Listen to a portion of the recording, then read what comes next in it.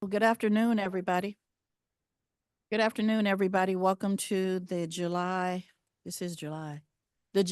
session of the Mayor's Commission on Reparations. Is that better? Yes. Okay. All right, we've only got two of us here in the galley, or what is this called? The room. The room. So good to see you all online. I don't know that we have a quorum. Do we have a quorum? Yeah, like 1, 2, 3. 2, 3, 4, 5. Because we're down to 10 members because we're missing 3, so we're down to 10. And so you got half. We've So got half six. is a quorum. 6. We've got 6. I see 5. 1, 2, 3, 4, 5. That's not a quorum. 'Cause you Isn't need- a quorum 6? If you've It's- got 10, I think it's just over half of what you got. 6. So yeah, you would need. So we 6. don't have a quorum. All right. So we're going to share information today. We will not be able to make any decisions. But that's okay. I don't think we have any big decisions to make today. We're just giving updates on what's happened over the past 30 days and our vision for the next 30 days. So I think we're in good shape. Eric, would you go ahead and do roll call, please? Okay. When I say your name, please say present. This is in no particular order. Commissioner Barnes, Present. Commissioner Bowles,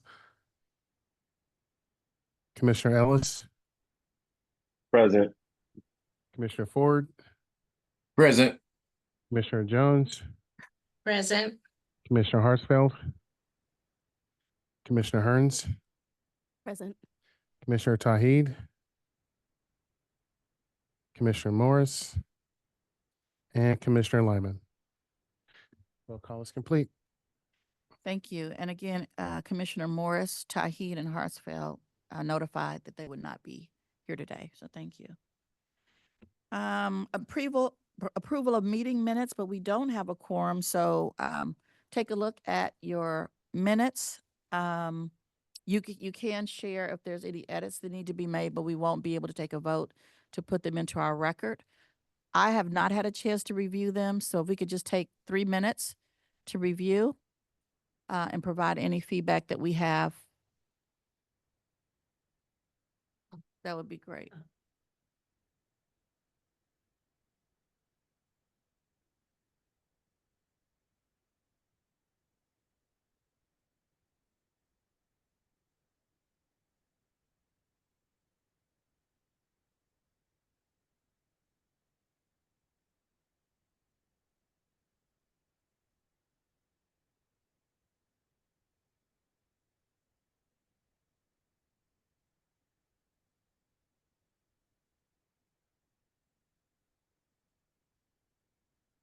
Yeah.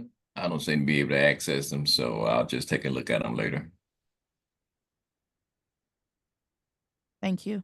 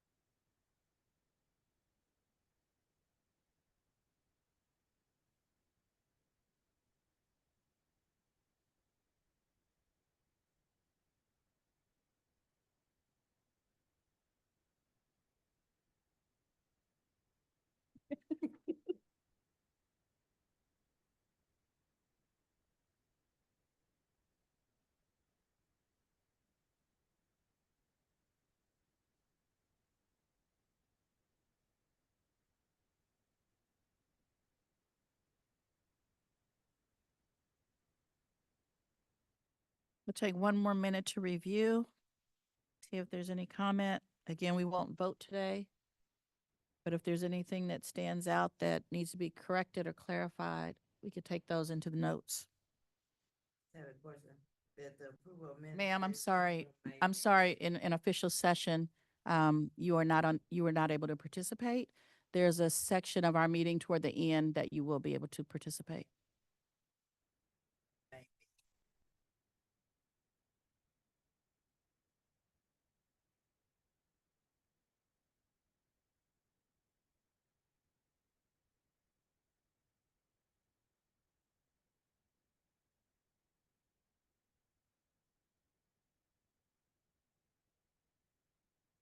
All right, any questions or comments on the agenda? Or, I'm sorry, on the meeting minutes from last month? Ma'am, no, this is for the commission only.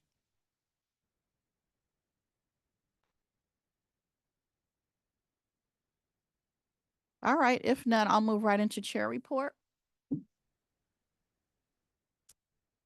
Just wanted to share with you all, we've talked about putting together a strategic planning session. We were all in agreement to do that. Unfortunately, we were not able to identify a date that would work for all of the commissioners. And I'd hoped that all of us would be here today so that we could pull out our calendars and find a date, but we're missing half of our team. So we will do that. We will try that again through a doodle poll. It did look like Wednesdays. It seemed, I don't know if that was just random, but it looked that Wednesdays are typically a good day with the exception of 2 people. So I'll put some more dates out there and see if we can find a common date toward the end of August and into September. Polls just showed up. Thank you. If there's any other thoughts about a date that would work, again, we're looking for a 4-hour block of time. So that's a pretty big chunk out of the day to get all 10 of us to be in agreement. But we got really close. I think we got 6. So we'll continue to try to find a date. LaDonna was gracious enough to introduce us to the Department of Justice. There was a team in the Department of Justice called Community Relations Division. The Community Relations Division is a special section of the Department of Justice that works in communities, specifically around mediation, strategic planning, project management, and we had a really good meeting. So I just wanted to throw that out there to see if there were any concerns about having them facilitate the strategic planning session for us. One of the things that I found fairly appealing is that they have some engagement across the country on the reparations issue, not in a formal way, because again, they are part of community relations, but they seem to be very familiar with what it is, what's happening across the country. And of course, they have a lot of experience in strategic planning. So that's something that's been offered to us that if we are in agreement, we could save a few $100 or thousands perhaps out of our budget by engaging the Department of Justice. Commissioner Jones. So Thank you. I got a couple thoughts on that. You know, honestly, I guess I would need a whole nother layout of the meaning of this retreat. Because let me just touch on the date since that's what you started with. Weekends would work best for everybody that everybody's working throughout the weekdays, things of that nature. 2, the of this meeting, because a retreat, reparations retreat, as I know them to be, is something where we bring the minds and the people together that are trying to work on this, not just us. And so then if we're extending that out to this Department of Justice, obviously through email communications, I saw that, the mass majority of you would like to have it just for us, but I don't see that as a reparations retreat. We need to, one, bring the people that got this commission established into the picture. And if we're talking about the Department of Justice, I mean, definitely we're going to deny our people that got instilled in this position, right? But then allow the Department of Justice is kind of counterintuitive, and I mean, I don't see the end goal of that. So if we're trying to get on a page, I say no to the Department of Justice until we get on a proper page ourselves, and that page has to be between us as the commission and the coalition. And if this is something we're trying to open up to the public and all that, we need to do it in collection. We need to do it with the coalition. So I mean, that's where I lay. I say no on the Department of Justice. Regardless of what they can do, we need to get on our page first and foremost, and we need to get on the page with the community, the organizations, the people that this reparations matter to get this commission instilled. Thank you, Commissioner Bowles. Any other comment? Commissioner Jones has a question. I'm sorry. Oh, Commissioner Jones. Yeah, I was just gonna comment on the timing of the meeting. So for me, I think weekdays are difficult, but if we were open to having a retreat in the like late afternoon, evening time, I don't know if folks would want to do that, like something starting at 4. That might work. Otherwise, for me, weekends would be best. But I will certainly try to accommodate. And then I think as far as my understanding of the purpose of the retreat is for the commission to come together for us to be able to develop some strategy of how we're going to meet our mandate that we've been given by the city. So I think we are at a critical point of where we need to start producing some product out of the work. So, you know, as far as opening up to external members, I believe there is representation on the commission from the coalition, and that was the intent of that representation, to be able to bring in the voice of the coalition is my understanding, but correct me if I'm wrong. So, but I do think we need some defined time, especially for the commission, to strategize around how we're going to get the work done, not so much informing what our recommendations are, but just logistically how we're going to get this work done. So that's my understanding of what the retreat was supposed to accomplish. As far as facilitators, my understanding is that any facilitators would just help us develop our strategy process, not inform what our recommendations would be. So with that, Yeah, I I'll would tap be in. open to considering, you know, maybe, you know, a couple of different facilitators, but I think we should have a good understanding of what the goal of the retreat is. Yeah, I'll tap in here. Thank you. I think I was on the original bandwagon for retreat for some type of team building exercise or activity. I feel like we kind of jumped into this work without building much of a working rapport. And that it is one of the reasons why I think we've reached this critical point without much to show for it.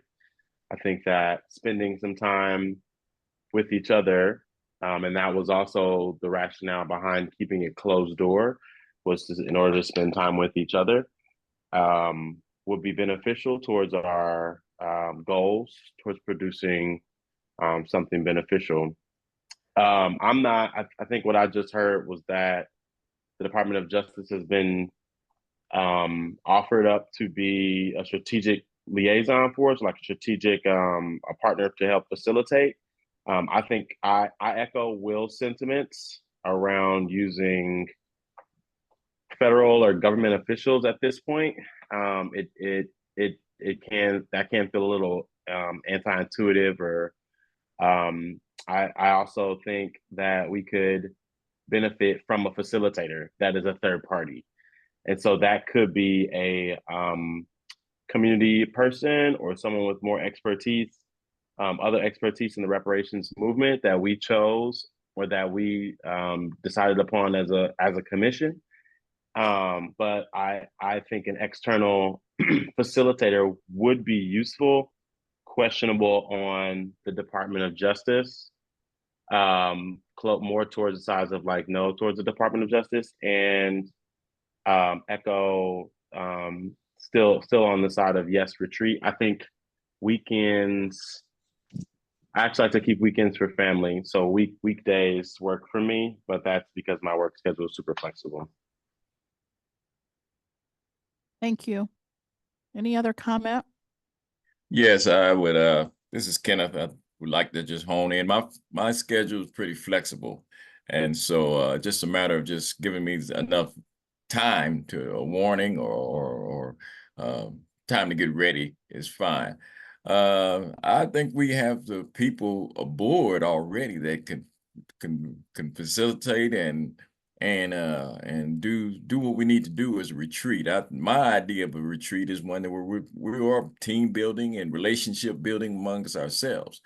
An outside entity helping might be okay for part of it, but I think we need to have some time to ourselves where we can build teams, build relationships. And 4 hours is not nearly enough time to accomplish much with that. But I think every little bit helps, and so I think it's important for us to come together among ourselves, with ourselves, and not all business, just a little time to get to know each other and you know, as they say, chat it up a little bit and get to know each other a little better. I think that'll help in the whole process.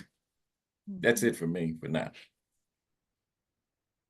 Thank you. Anybody else online have a comment or want to add to this discussion?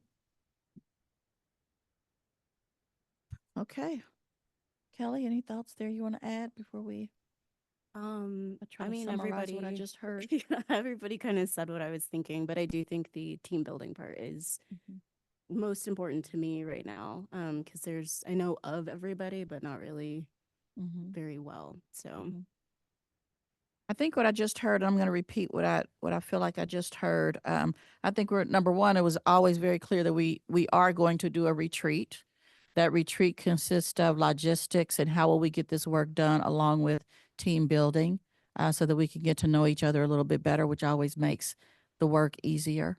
I think scheduling still might be tough, so we'll continue to send something out to see where we can get the most traction. I think I still heard that weekends are an option, with the exception of Commissioner Ellis.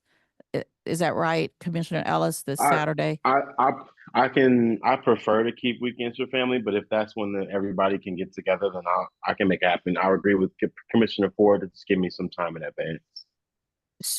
Saturday, or is everybody open to Saturday and Sunday, or one or the other? Just to be clear. Either or for one me. or the other. Either one. Okay. All right.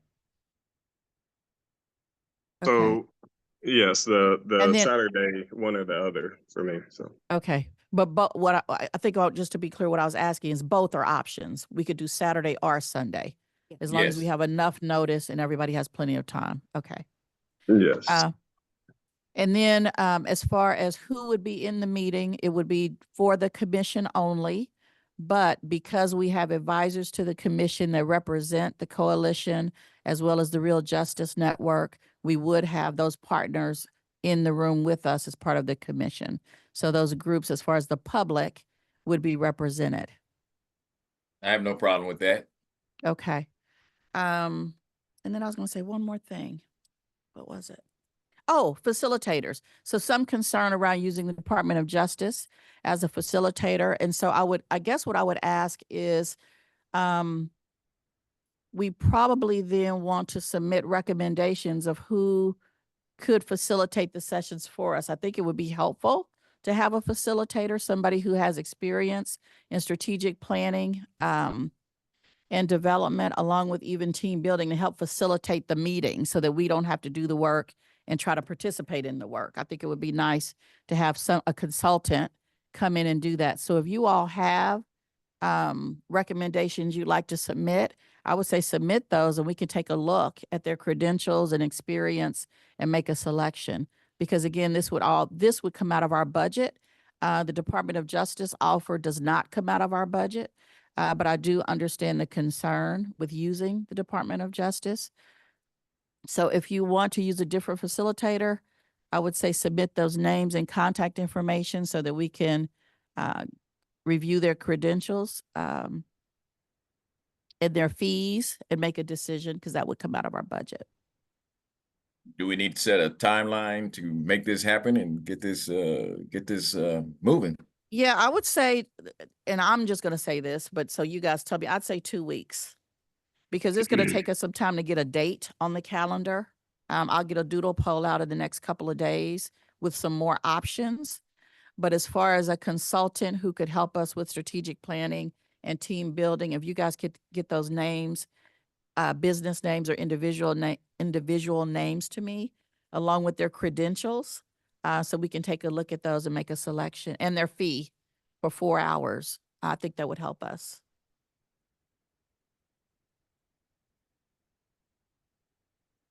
Sounds plausible to me. Anything else around the strategic planning session? It looks like we're looking at September though, for sure. Okay.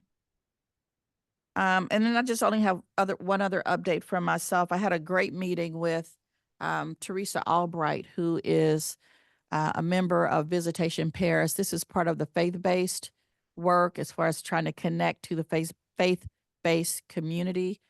We had a really good conversation a little over a month ago. She's connected to quite a few faith-based organizations across the city who are looking at reparations, looking at racial reconciliation. She's a part of a group called Catholics Addressing Racism. She's also a part of the Interfaith Council. And so I will continue to explore opportunities to meet with those individuals because it's really important that we get the faith-based community on board. So I wanted to share that update. I think that's all I have for my report. One question. Okay. Oh, I'm sorry. Go ahead, Mr. Commissioner Ford. Well, you mentioned the faith base. I knew, and I meant to get back with her on it. Janae was meeting with the not concerned clergy, but the clergy had put forth some things that they were going to be in support of the reparations movement. And I know Janae was supposed to meet with them about 3 weeks ago now. And I wondered, did anybody ever get any feedback or whatever came out of that meeting with the clergy? She can provide that update at the end of our meeting with KC Coalition, because I'm in agreement. There has been some discussions with the SCLC, I believe. I'm trying to think of his name. Vernon, Reverend Vernon Howard. Yes. Vernon Howard, yeah. Yes. So I'm sure she'll provide us an update at her report. Great. Super. Thank you. I wanted to also share that we are putting together some basic marketing materials for the commission to, again, help the community understand the difference between the commission and the coalition. We continue to have that challenge in the community, and even as people talk about what our roles and responsibilities are. So we're just continuing to try to help people understand that our role is to take the charge from the ordinance and listen to the report that comes back to us once we get a researcher on the ground. And the coalition does a lot more in the way of education and in the community as far as education. So we're working on that. And another thing that has come up out of that is that Facebook page. We talked about that some time ago, and I believe we decided that we would not do a Facebook page because we thought it would be there was some concern around having a public facing page. But in our last meeting, I feel like we came back around to it as a possibility. So I wanted to open that back up. We have had conversations with the city, and there is a way that we can have a little bit more control if we offer a Facebook page to try to reduce some of the concerns that were out before. And we would primarily use that page for information sharing when we are having events. So for activities and events, but not necessarily discussion, to help people become a part of our Facebook page so that when we are having events, when we are having listening sessions, it'll be easier for them to get that information. Any thoughts or concerns about us continuing to explore that as an option? Well, I am very much in favor of moving forward with the Facebook page. I know there's with everything, there's always opportunities for being convoluted or whatever, but I think for keeping in touch, keeping people aware of what we're doing, what we want to put out there. I think it's mostly as you set it up with administration and put in your rules and your your rules and what you will accept, what you won't accept, and making sure that there's some ground rules for the participants to adhere to, that helps, I think, to cut out a lot of the riff and the raft, and help us to stay with the main mission of being transparent and open, and making people, the community, aware and supportive of what we're doing.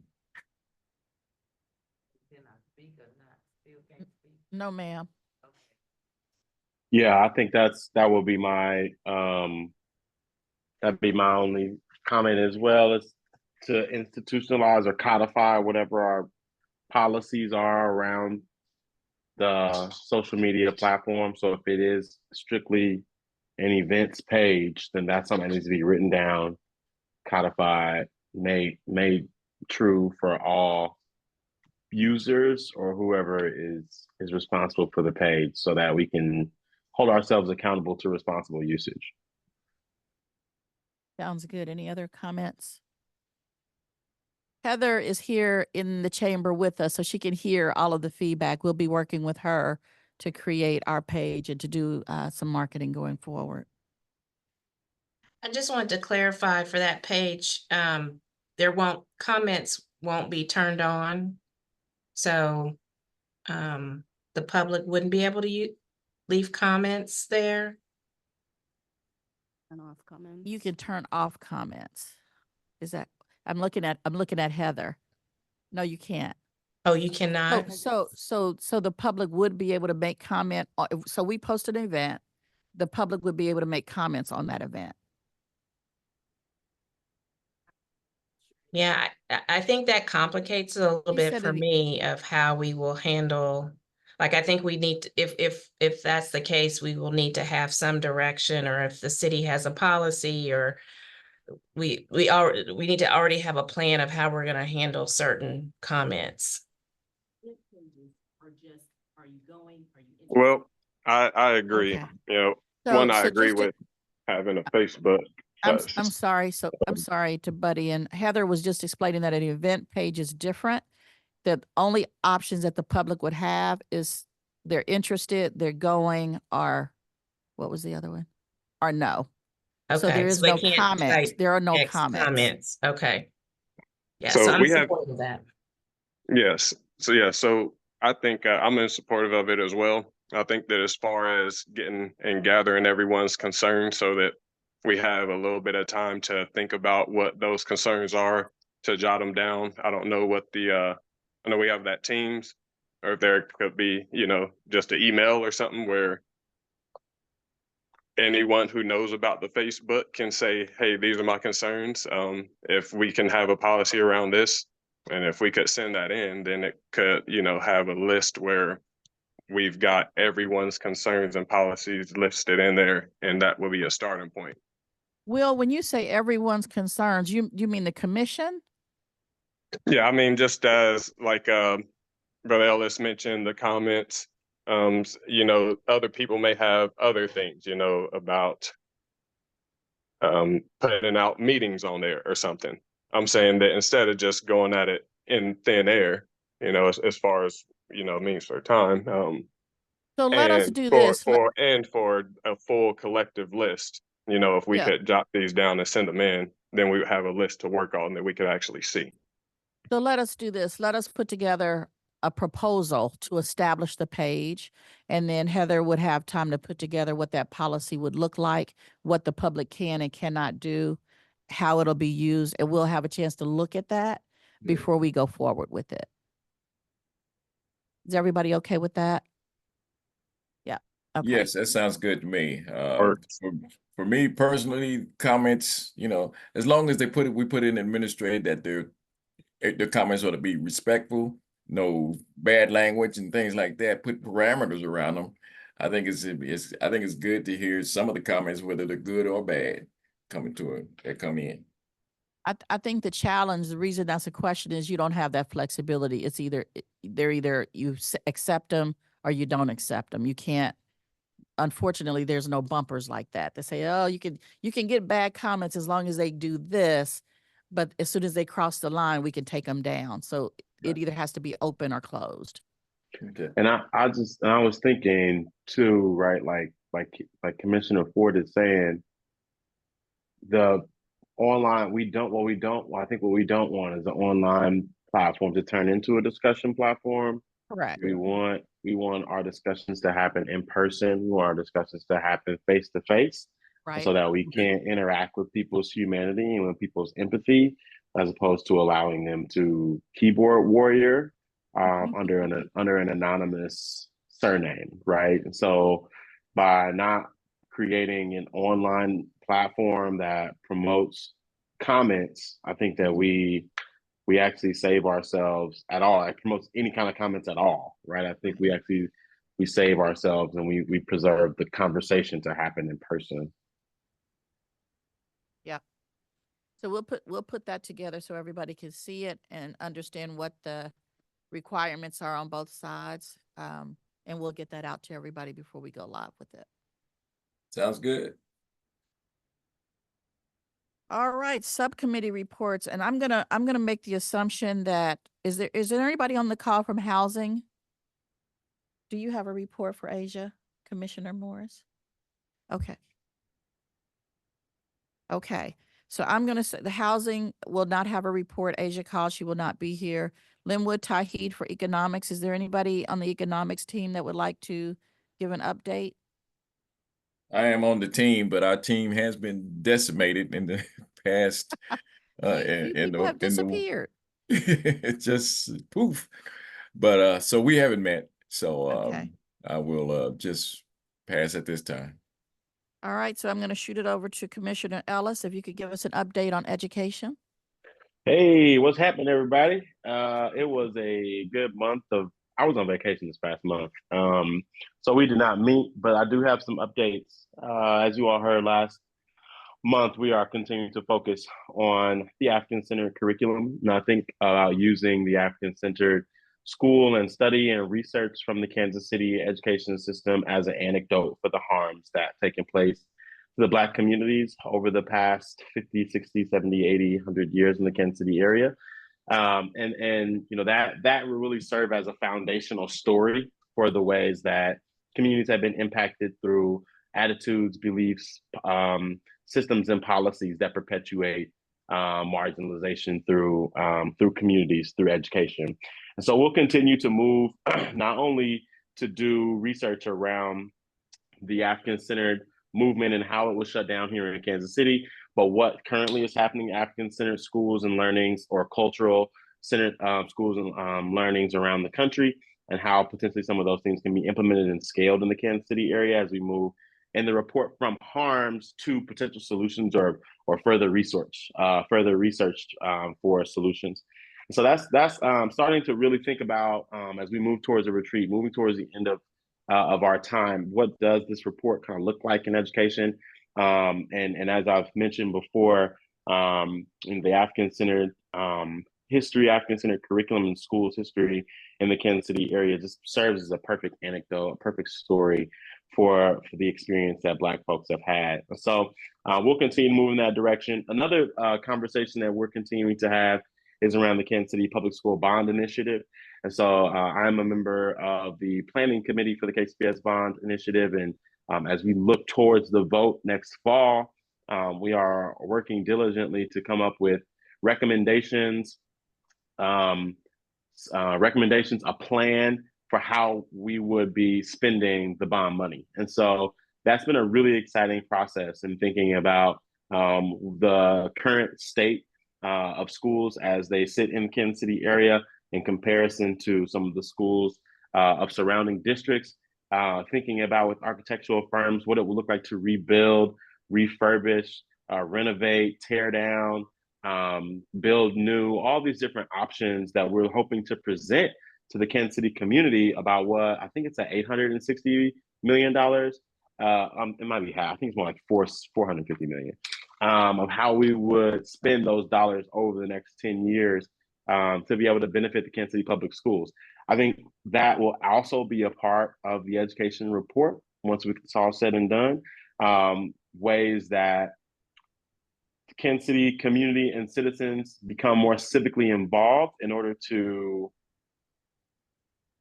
funnel resources that have been misallocated out of the Kansas City community back to the Kansas City community through policy, legislation, and voting over the next decade, right? And so the bond initiative will be one of the very first ways that we can really start getting those wheels rolling. And even without wherever the reparations work ends, the bond initiative will continue, right? And it's not like those two issues are considered as separate right now, but I think here in my education brain, right, I can see the bond as a form of reparations. And I think that it's important that we start thinking creatively in that way, to be able to think about things that are already in existence, things that are already happening, things that have people's support, and having them think about reparations in a new and different way. The final thing that I'll talk about is a little bit of a shameless plug. Block, my organization, is having a back to school barbecue bash. And so the event is coming up on August 16th. We're seeing it as an opportunity to engage with thousands of families. We'll be in the Truce Corridor at the Metropolitan Community College Advanced Technical Science Institute campus on 30th and Truce, 27th and Truce. So we're going to kind of be shutting down that whole street with Operation Breakthrough and Ruby Jeans and the Combine and Blackco and the Kansas City Public Schools and MCC will all be out on the street, getting registered to vote, giving out hundreds of backpacks with supplies, giving out teacher supplies, and informing families. I think we talked about this, Chairwoman Barnes, as a potential opportunity to bring out information about reparations, bring out information about what the commission is working on, use this as a marketing opportunity to speak to our families and our community about the work that we're doing. And so I wanted to make sure that that would continue to be on the forefront of our minds and on our agendas for ways that we can collaborate and work with each other for that event. Again, it's on August 16th. It'll be in the Truce Corridor, right outside of the MCC ATSI campus. So that's all that I have for the education subcommittee report. I'm really looking forward to continuing the work and digging into getting this harms report completed in the next couple months. Commissioner Ellis, what time is your event on August 16th? It'll be from 5 to 9 p.m. So we'll be outside all evening. Okay, so because that is also 816 day. I know. It's 816 day where folks will be down to Power and Light, but yours is 5 p.m. to 9 p.m. So that's actually a good thing. You could do both. Okay, good. We could hit both. Awesome. Okay, thank you for I that. was hoping me and Busy are good friends. I was hoping we didn't bump too hard there, but yeah, it is a day that hopefully everybody in Kansas City will get out to be able to participate in some type of event. Yeah. Thank you for that. It's a good report. One quick question there, Brother Ellis. Yes, sir. The bond issue that you mentioned, that was something that was our Economics Committee introduced as a premise as to how the school board, the money for taxes for the KCPS schools got diverted. And so that's so I'd like to delve into that with you a little bit more because we were trying to figure out how to research that and find out where that money, some of those monies that was supposed to go to the schools didn't go. And so hopefully we can work together, our two commissions, on that particular part of it. Yeah, absolutely. There hasn't been a bond passed in the Kansas City Public Schools in 70 years.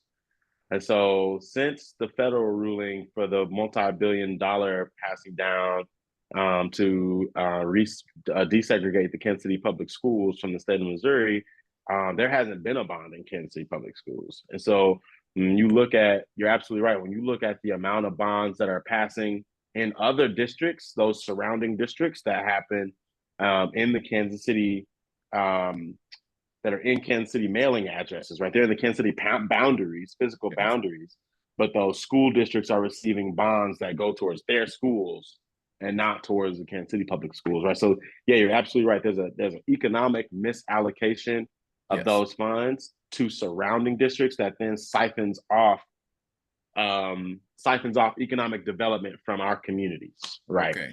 And yeah, absolutely. There's definitely as we've always said, right, there's a lot of mishmash between our areas, and that there's a lot of housing in that too, right? Because as the bond leaves and the money leaves, then the housing dilapidates, Sure. right? And The then process. it's, you know, it's right. Okay. Right. All Yeah, right. but Well, absolutely. Thank you, Commissioner touch base. Ford. Thank you. Yeah. Any other questions or comment for Commissioner Ellis? All right, sir. Thank you for that report. Dr. Jones, Commissioner Jones, you have a health report? Yes, so our healthcare subcommittee met earlier in the month. One of the main things that we discussed and tackled is trying to reschedule our listening session. So we're currently looking for locations for that.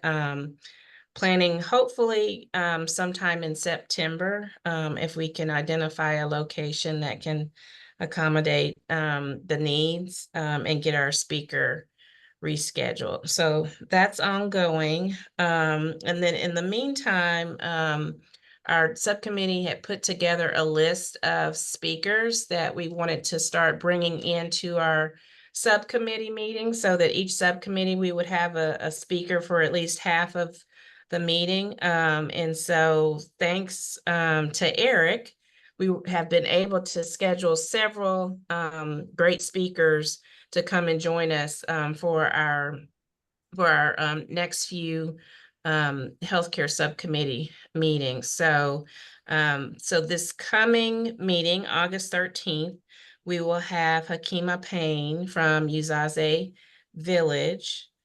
We have in October, Dr. Jason Glenn from Department of History and Philosophy at University of Kansas Medical Center.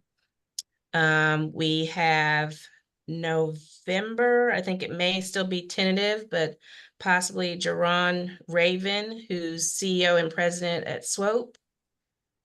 And then we have two other speakers that I think we're still trying to find dates for. Spencer Hardwick is tentative for September, who's DEI and Health Equity Officer at University Health, as well as Sean Alexander, who's a professor of African American history at KU. So we have a really great lineup coming up. We're looking really forward to this. So for the ones that we have tentative dates on, we'll hope to get those nailed down soon. And we also want to start sending out some marketing information to let people know the speakers that are coming up for our subcommittee meeting. So this might be a good time if we're able to get the Facebook page up and running. One way to disseminate this information, as well as just putting out our agenda early enough for the public to be aware. We do have a few more on the list. I'm pretty sure that Eric is planning to reach out. So we might have kind of a full year of speakers almost planned out if we're able to get in touch with everyone that's on our list so far. So completely selfish comment. Because some of these folks, I don't know who they are, but I have heard Jason Glenn speak. Mhm. And I would ask you to be very mindful if some of those people should not come to this meeting and share with the entire, because I think that what they share would be beneficial for the entire commission. When I heard Jason Glenn speak, it was really about the history of the racism in the medical, in the healthcare industry. So it's a very big topic, and I think it would be valuable for all of us to hear him. And again, I don't know all the folks that you have listed, but if there are folks that can speak to it in a way that all of us, I think, would benefit from hearing the presentation, I would share that with you. Yeah, I think that yeah, I know Jason or Dr. Glenn. I mean, he could speak for days and days and days on this Yeah. topic.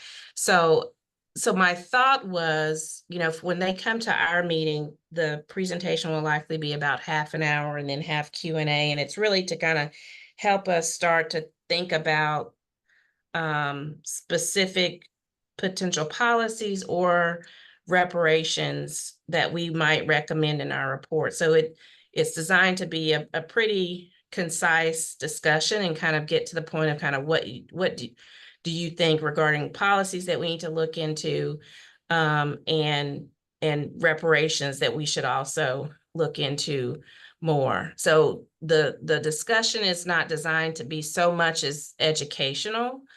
Mm, I do think that, you know, it could be an additional ask for some of these speakers if we, you know, if we hear them in the healthcare subcommittee meeting and we know that this is someone that we want to bring to educate the entire commission.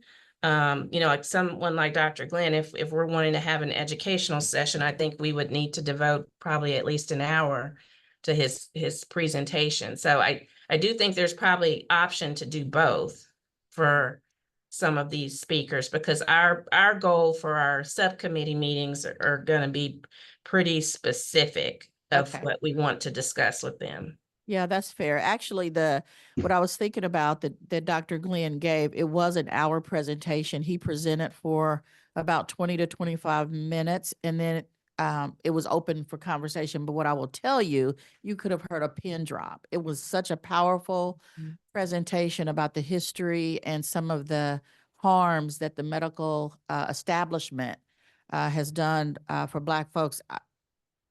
It was jaw dropping, and that was probably 8 months ago, 9 months ago. So something like that I think would be valuable for all of us. But again, to your point, it wasn't a very specific. It was just the general nature of this is what healthcare has done to our community over the past 100 years. It was very powerful. Yes, I think that's a good point. If we want to start devoting some of our regular commission meeting time to bringing in speakers, I think that's something that we could think about. Thank you, Dr. Jones. Any other questions or comments for Commissioner Jones?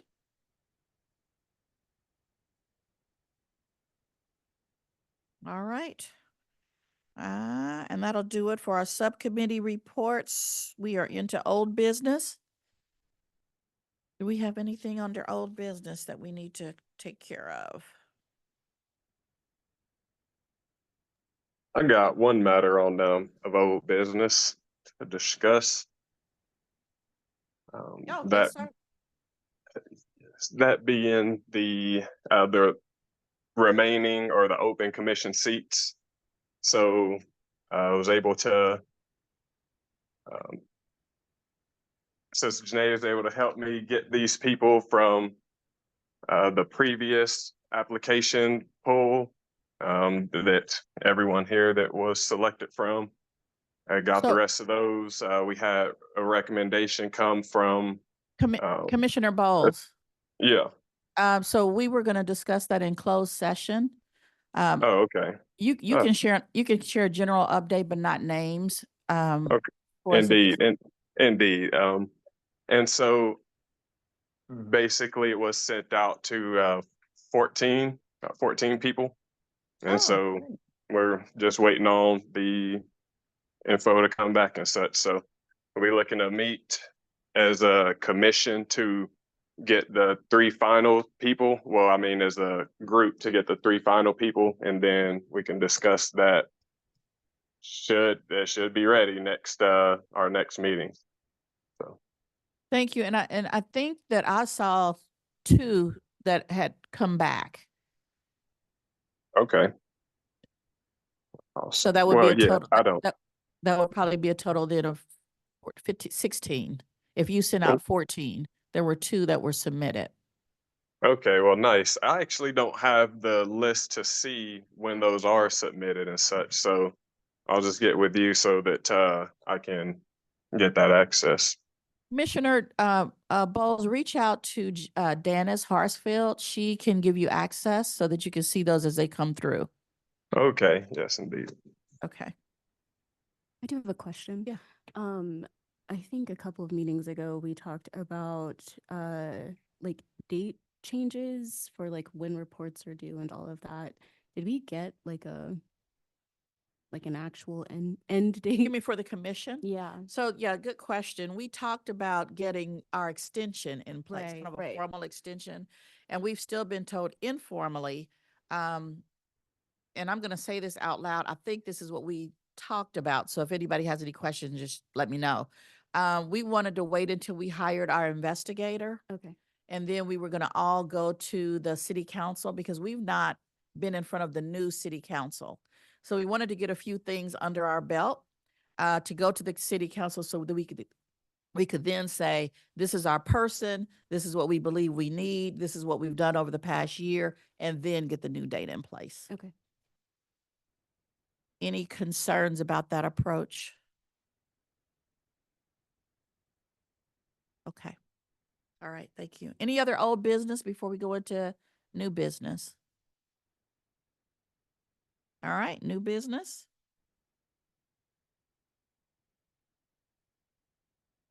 All right, then we will keep rolling. I'm watching the clock. We've got good time. Well, I Oh. mean, I got a couple things to mention. I guess it'll be old business now. I look at it, but I did want to just review to let everyone know that despite the city's statement upon us providing a letter of support, that speaking with the task force from Wichita, they said that they are still in need of that.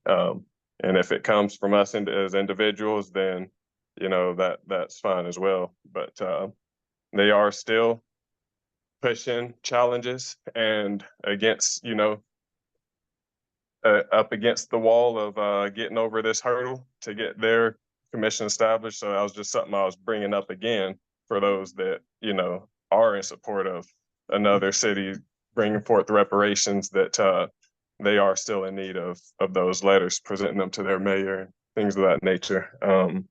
And so then also just a question on there is that also just like to know, as far as a means of moving forward, because I know we're going to have a lot of issues that possibly would need to be in front of a legal counsel or legal representative. And so it was just making sure that us as a commission, that everyone's on the same, I want to make sure that moving forward, that all of us commissioners can be on the same page before and in the knowledge of something before it goes to the legal counsel. Like, I mean, is that can we establish that as a protocol, like before things go to legal counsel, the city's legal representative, that we, that we all are on the same page, that yes, that should go forth and such.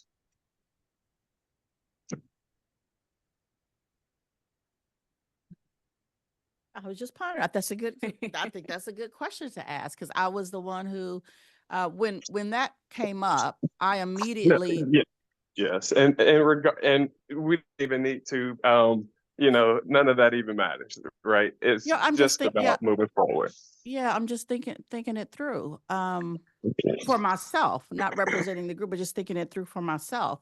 I guess I'm very interested in other opinions. I guess what I will say is, I don't know that I asked the question on behalf of the commission. I asked for it on behalf of myself, being asked to write the letter, and having a tiny legal background. I knew I was not surprised at the response, because I do have a very small, but some legal background in contracts and negotiations. So I knew that would probably be an issue. So I was just asking the question to get clear for myself.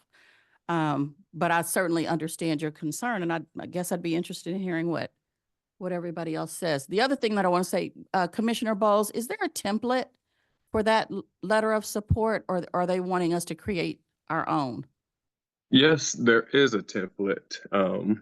Yes, there is one that was created, and it's a real good one. That would be helpful for me too. Any other thoughts on, I think the question is, before the commission, or before any member of the commission goes to the legal department, the city legal department, that there is I don't know if it's a vote or agreement amongst the commission that the question should go to the legal department. Is that correct, Commissioner? Yes.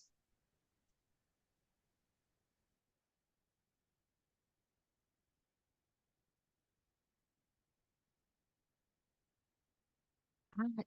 So I'm gonna say this again, and since nobody's commenting, I don't know that that's illegal. I mean, if somebody individually has a question, I don't know that there's a requirement. But yeah, I don't know. I think that's for discussion.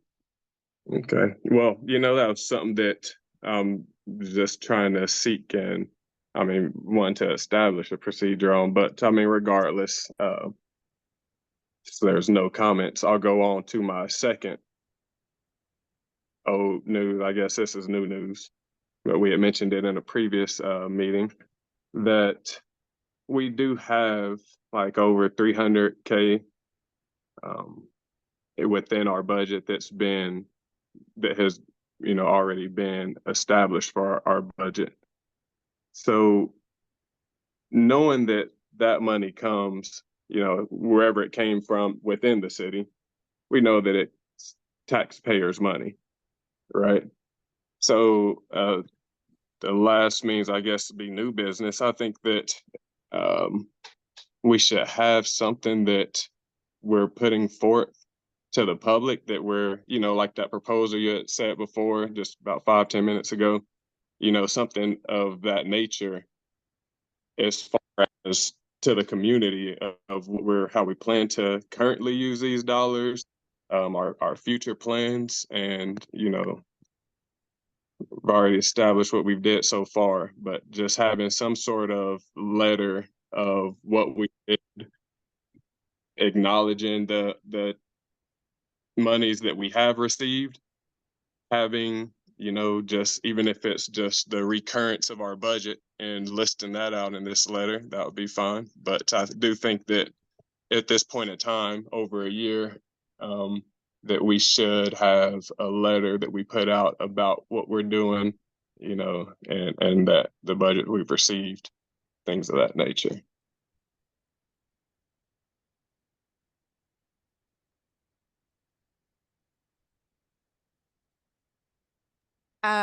Are there any, I have a comment, but I don't want to hog the floor. Are any other comments, any responses to that?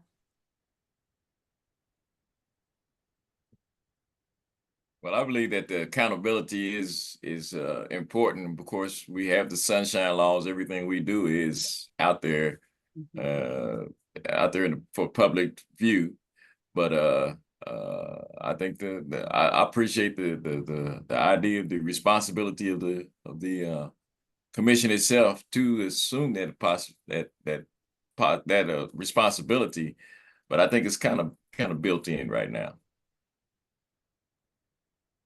Okay. I get that because it's established. Now, my last means of even debating this is, and I'll be done with it. But we're trying to establish to the community how the reparations is needed. Throughout the process, we don't want to have a timestamp where we've had X amount of dollars. We're not speaking about where it's going. We can utilize it here or there. That the integrity that it builds based on having, hey, this is what we've got, this is what we plan to do with it. It builds integrity. It kind of builds rapport with community people that would be on, kind of on the fence. Are they really about, bringing forth reparations, or are they about money and, send it here, there? Regardless, we know what we're about. But there's a certain portion of the community that we're still trying to educate. For what reason? Because they're on the fence. And so as a means of that education, that we have to hit it from every standpoint. Our finances, we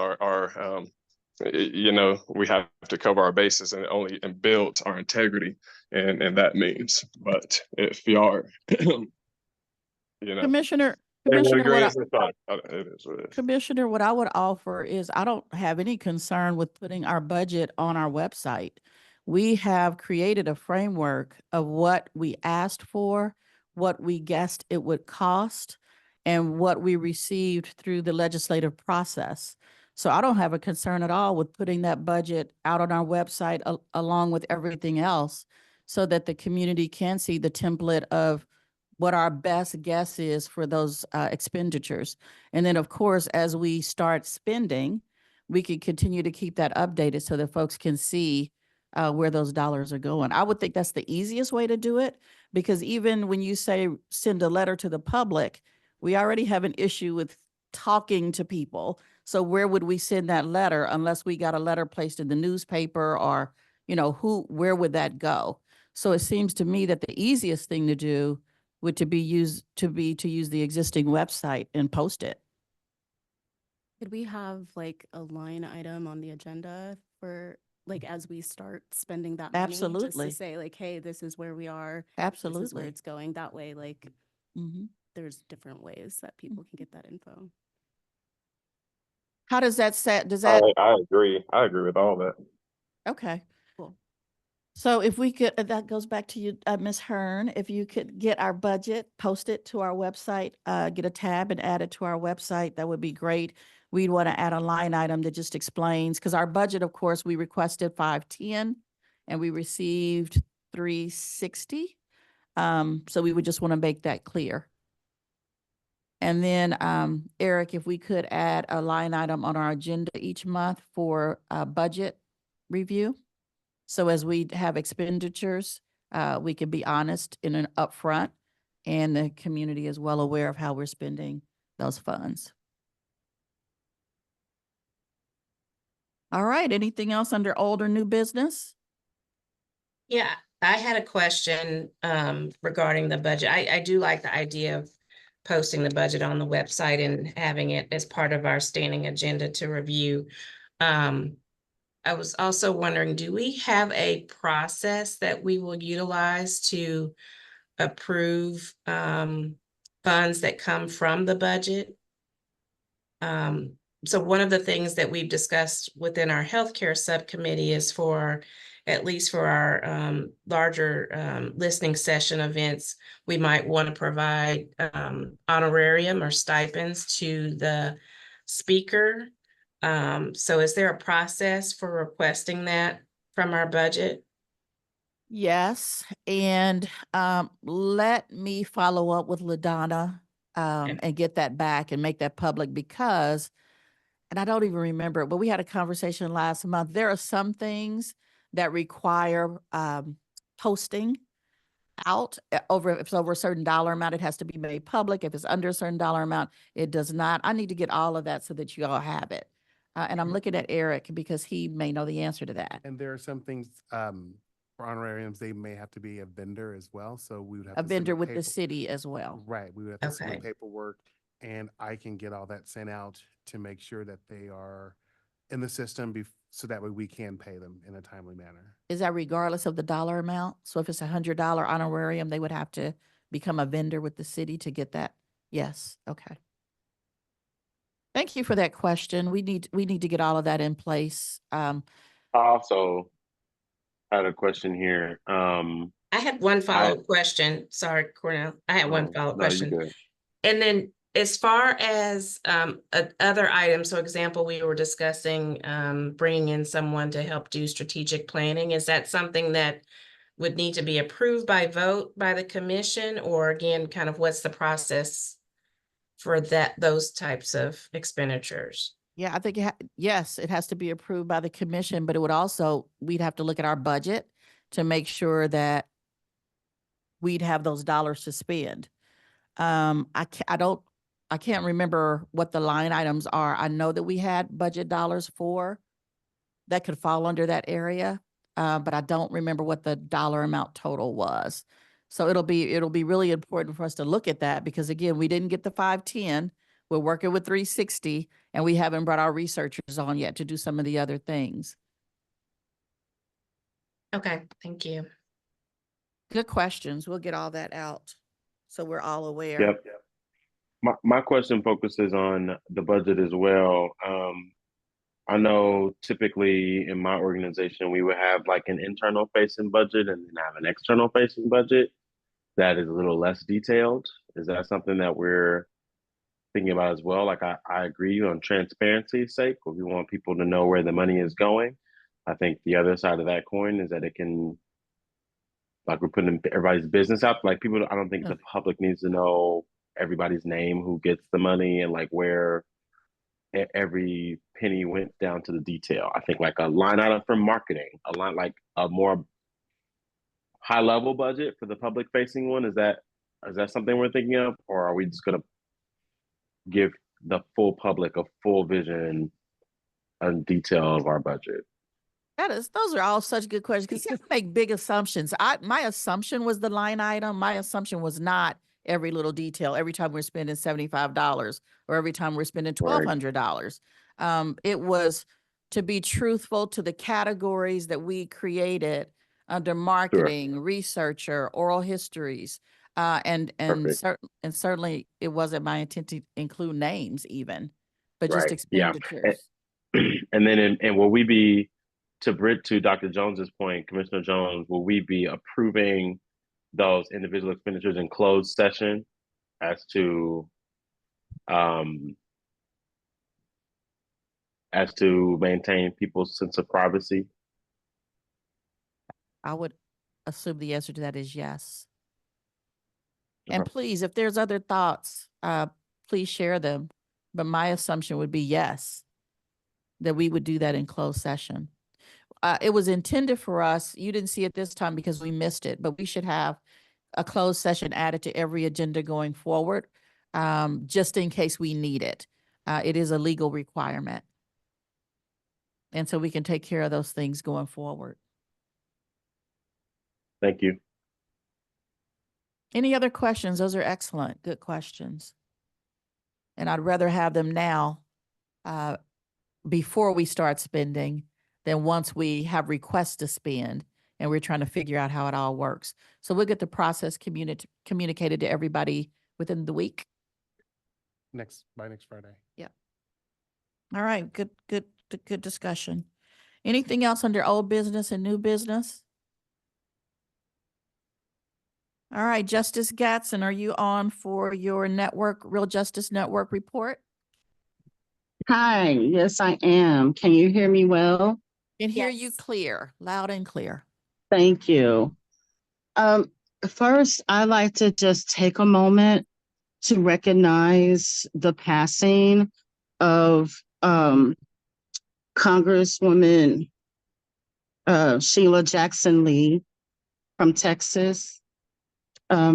As you all know, she was the champion for HR 40. And I had the great pleasure of working on that national push when she was given the baton to carry the work forward. And so I just have to just take a moment to honor her. She was a champion for this work and stood boldly and fiercely. And for those of you who may not have heard the news, she did pass away. And just a moment, if you will indulge me, I just want to give a quote of hers. She said, "Black people in America are the descendants of Africans kidnapped and transported to the United States with the explicit complicity of the United States government and every arm of the United States lawmaking and law enforcement infrastructure. The dehumanizing and atrocities of slavery were not isolated occurrences, but mandated by federal laws that were codified and enshrined in the Constitution. The role of the federal government in supporting the institution of slavery and subsequent discrimination directed against Blacks is an injustice that must be formally acknowledged and addressed." So I just wanted to share that. I've been feeling very emotional, not just from her, but just from the losses that we've had here over the last couple of weeks. We've lost some major powerhouses. And so I'll move on to just give a brief report from Real Justice Network. We are working on our report. As you all know, that we are writing about reproductive injustices and the reparations that we are owed. We've been working with some national partners who are doing a lot of work around the family policing system and the call for reparations in regards to that.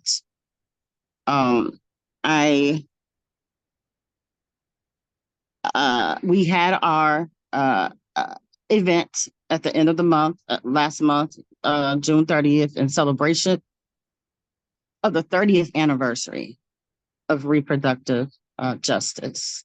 And so we've kind of been busy with that. We expect to have our report done in the fall. And we'll be so happy to share that with you all when we're completed with it. That is all I want to share today. Thank you. Commissioner Gatson, thank you so much for bringing the Sheila Jackson Lee to the forefront. You are absolutely right. Totally remiss in not starting our meeting with that recognition. Thank you so much for that. She was a significant player in this space, and a moment of silence and mentioning her name was absolutely appropriate. And I would love to get a copy of the quote that you read. It may be something that we use as we open the meetings going forward in recognition of her and her work as we do this work. It was powerful. Absolutely. I'll send that to you right away. Thank you so much. Are there any questions for Ms. Gatson? All right. Janae Relaford for KC Reparations Coalition. Good afternoon, everyone. Good afternoon. KC Reparations, I'll lift up what Brother Kenneth asked about, the KC for Clergy initiative. Reverend Dr. Howard, Brother Kenneth Woolfolk, who is also with SELC. We met with Reverend Dr. Howard. It's probably about 3 weeks ago now. Reverend Dr. Howard hasn't had a follow-up meeting with the clergy that said that they were interested in this initiative. So he wanted to call a meeting to have that follow-up meeting, but include Brother Kevin Woolfolk and myself and others who, will want to be at the table for that. But he asked Brother Kevin to kind of head up that initiative, which Brother Kevin and I both told Reverend Dr. Howard that we thought it was best that he be the one to rally the clergy. It is our vision that the clergy really lead themselves.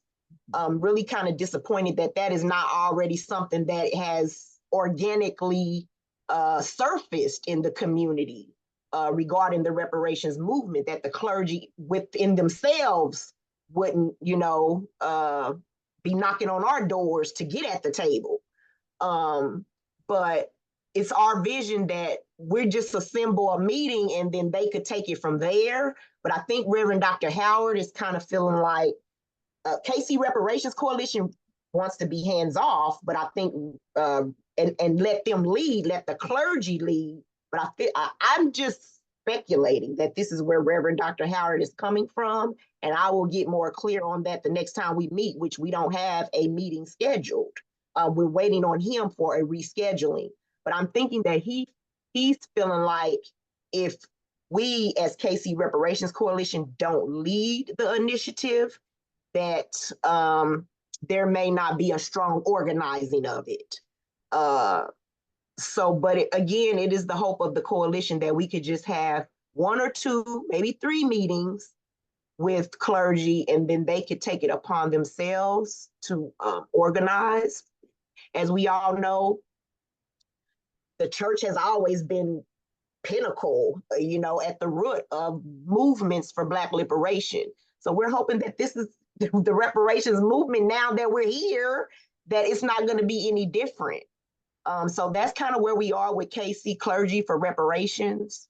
I did also want to lift up, before I say this though, I want to share about our next meeting. KC Reparations Coalition's next meeting we will have, it's going to be the 29th, next Monday, and we will have Nicholas Cummings. He's an attorney that has worked with Evanston's lawsuit. So I really think that it's critical that as many commissioners that could be on that call as possible. Next Monday at 6 p.m., Nick Cummings is going to be on sharing with us, you know, what his experience has been working with Evanston in their lawsuit and what kind of challenges we might face with these proposals. So I want to lift that up, and then I kind of want to pivot to that letter of support that Brother Will was talking about for Wichita. So yes, you know, any individual commissioners that would give a letter of support, there is a template. I think if Brother Will doesn't have access to the template, I have access to the template. But I am still pushing for the letter to be able to come from the commission. I saw that response from Reed Day saying that, you know, the city doesn't get involved in other cities' legislative issues. But I honestly, in my gut, I don't believe that. So, which is why I haven't responded to Reed, because I'm kind of doing some research. I've reached out to a council person, and I'm going to reach out to some other council people. I put that out there to the Midwest Reparations group to see, because even somebody sent me a link from AI. You know, I know you can, you don't want to like take AI for everything, but they sent me a link that just talked about how it's typical for cities and states to kind of work together on legislative issues, or, you know, maybe even certain cities or states taking certain legislative issues and championing it, rallying for other cities and states to get on board. So if I'm hoping that Reed Day and the legal department is honest in saying they don't do this, they haven't done it, because if I find out that they have and they do, then they absolutely owe a letter of support for reparations. All right. Thank you, Sister Janae. Are there any questions or comments for her?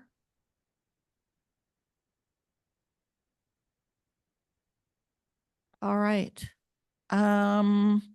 Before we go to public input, public comment, are there any other comments or questions from the commission? Any follow-up?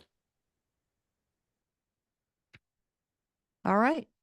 Mr. Eric, I think we have one person here in the chamber. Do we have anybody online? I just want to, oh, we're a good time. Yes, we've got 2 people online. Okay. You want to, ma'am? We're open for public comment if you'd like to come to the up front. Okay. And if you would just come up, share your name, your organization, and you have 2 minutes. Individual. Okay. Citizen and, Would you have a seat at the front? Because that's what the microphone here in the sit at the. here in the front. Okay. Because that way, I guess I want to be over here. I want to be sitting. this way it'll make sure all of the folks online can hear what you're saying and they can. That's fine. I know Okay. you have a correction on everything ever since I've been here. Anyway, my name is Brenda Anderson today. And I just wanted to make several comments about what has taken place today. I'm not as sure as far as the meeting with reparations, but I do pass out flowers on 39th and Prospect, and I have some of those with me. You may have seen some of them throughout the neighborhood, and maybe you haven't, where I've mentioned reparations for racism. But during the meeting here, I just wanted to address one thing that I heard was about a Facebook page and social media. I really don't feel comfortable with that because I know some people get behind the keyboard and they like to type and say certain things.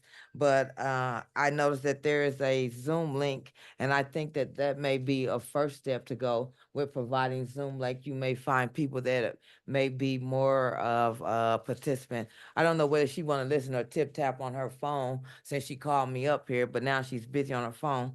But anyway, I just want to address that with the Zoom link. I think a number may be a first step versus a Facebook social media because I know how that flows and some people can be very negative about that. Secondly, I want to speak on reparations. I didn't know whether anyone was addressing the reparations as far as it being as I had written down in my notes, because as I was speaking to, I forgot your name, but I was speaking to you that my father played for the Birmingham Black Barons in the Negro League. And there were certain eras during that time of discrimination. And he had lived to be 92 exactly. He passed last year, but he started to receive a check and they were paying him for the rest of his life for $800 a month. And I was just explaining to my father, I said, that is reparations. And he was stating to me like he didn't understand it. I said, the treatment that you are receiving, we are not aware of the treatment that some of our Black ancestries have gone through. You may watch the movies and different things that are produced and read books, but when you can sit down and talk with an individual that has actually experienced that, you can get a feeling of what hardship that they have been through. So my thing of reparations that I feel like it should be is monetary, not a stimulus check like they give everyone. I think it should be for our ancestries as Black Americans. As in the day we were called Negroes on my birth certificate, it says Negro. There isn't an African American or Black. It says that I was born as a Negro. So my ancestry, as far as I'm concerned, is that I feel as far as that was reparations should consist of maybe monetary damages or payment or land or home ownership, decent wages, living wages. And basically that's it. I sort of got a little upset when I came in today because I was maybe expecting, I don't know what, maybe more people or not such a negative confrontation on things that I was trying to express when I came in. But basically, that's all I just had it to say. And Thank you. maybe you may see me on 39th and Prospect passing out my flyers and other information that I share with the community. And Hey, thank you so much. Thank you. Can Have you a share nice your name day. again for the Brenda record? Anderson. Brenda Anderson. Thank you so much. Thank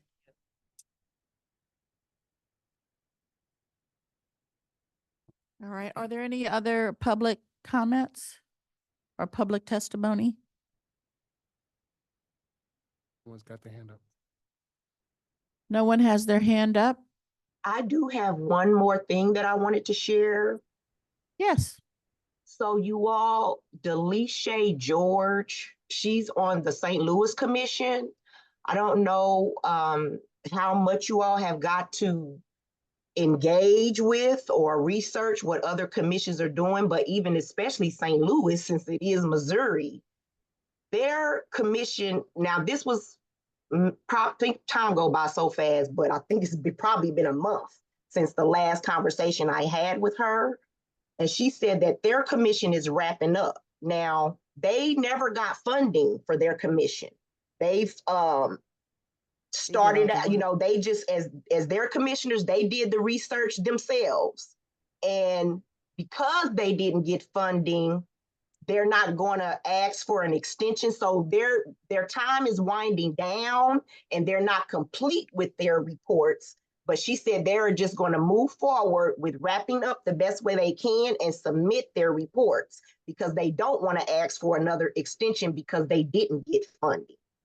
But I think that it would be really good for you all to maybe connect with her and especially get a idea of when those proposals will be disseminated to the public so you can see them and just to know that how far they got without funding.